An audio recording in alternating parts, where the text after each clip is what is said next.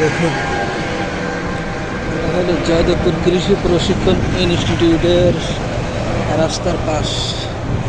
এই রাস্তাগুলো মানুষের হাঁটার জন্য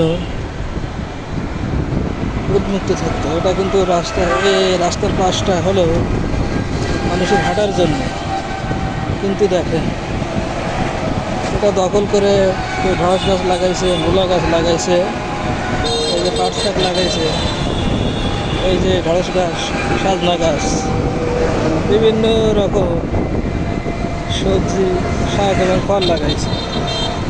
নিজের পরিবারের দলিলকৃত জমি মনে করে এই যে জায়গাগুলো দেখেন সবজি চাষ করছে। এই সবজি চাষাবাদকারী এবং এই কৃষকগুলো কারা?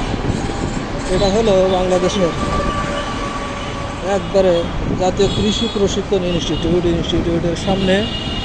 এই সামনেটা দেখেন মানুষের হাঁটার পথ দখল করে সবজি লাগাইছে। প্রশাসন, সরকার দেখার কেউ নাই, সব রাঘব বলরা চুপ।